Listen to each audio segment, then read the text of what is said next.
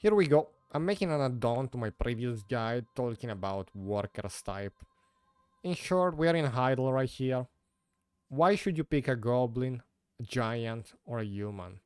Let's talk about Costa Farm. I don't know. I recently changed this. This is like a really quick node that you can connect to Heidel.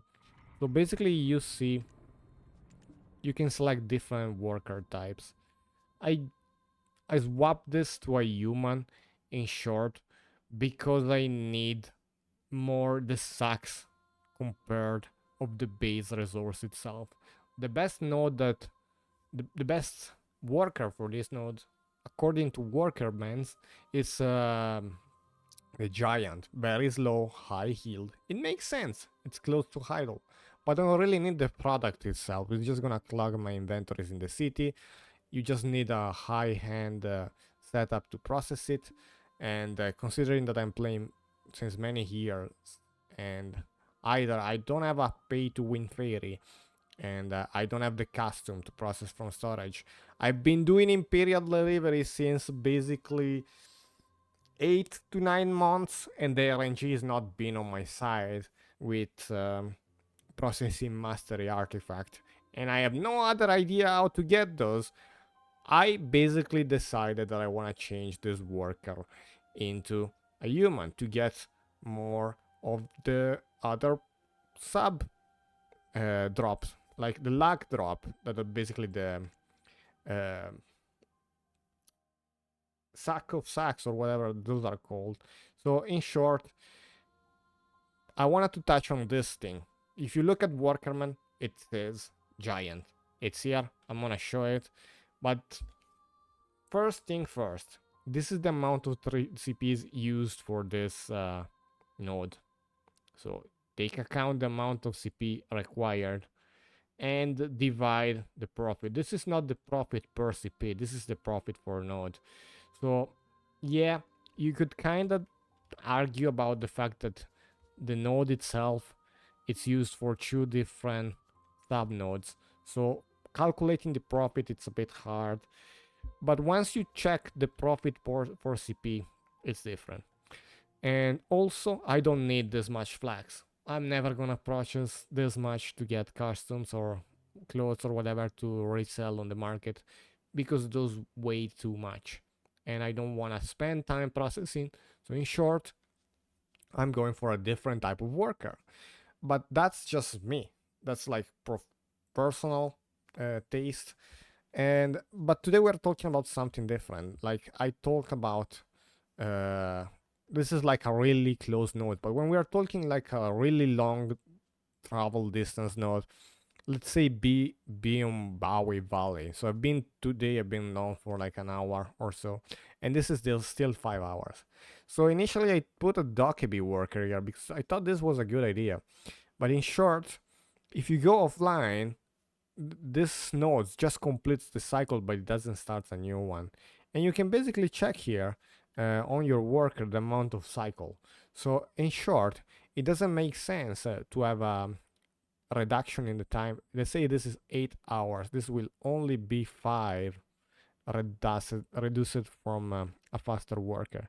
So in short, if you play 1 hour or 2 hours for the day and then you shut down your computer or you put it in sleep mode, that is not the same thing of putting the game in idle and working like minimize.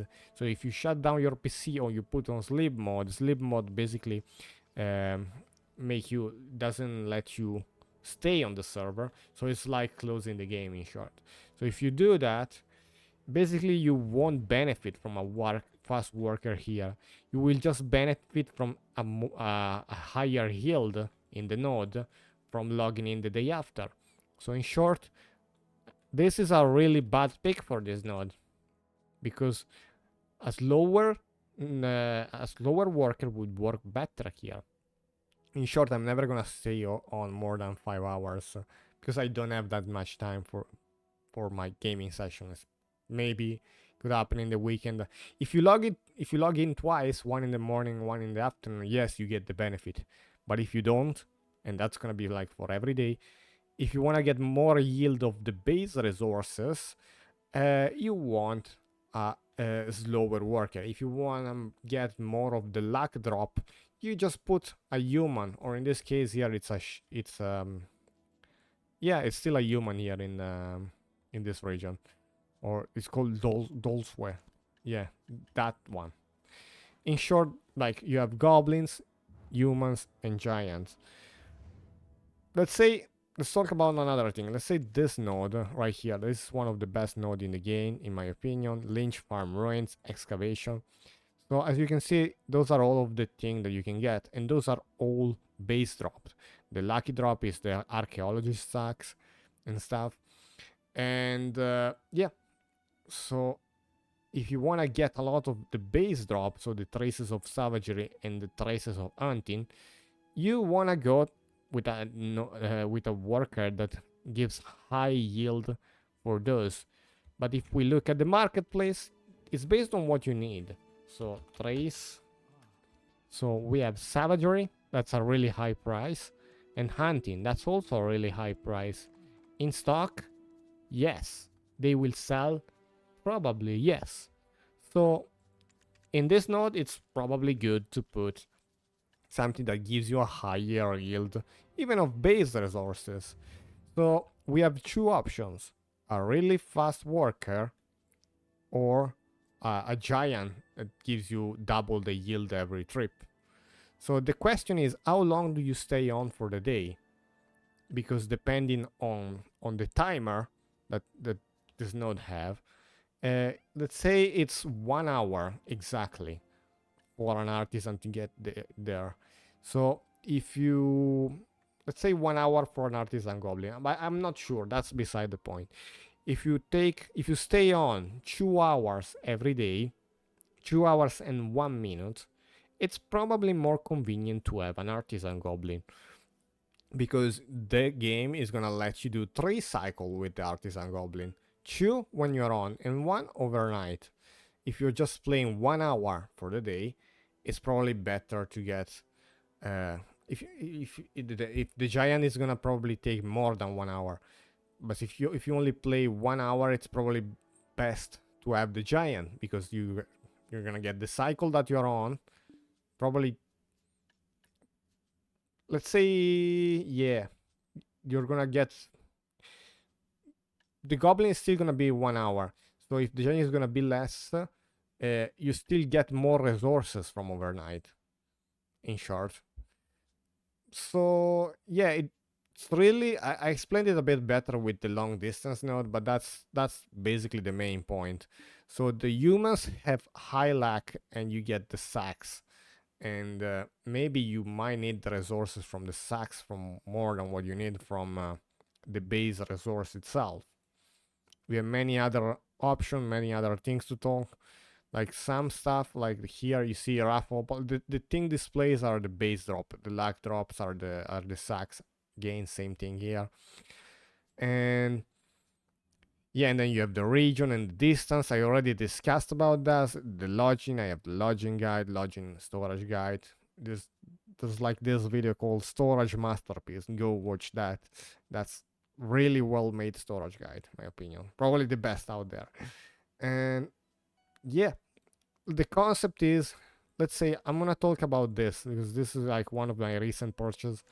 This is gonna be like, this is around 1 hour, but only because I use 1 hour and plus something. Only because I use the artisan goblin. If it was gonna be the giant, it would give me like 1 hour and a half, like 2 hours.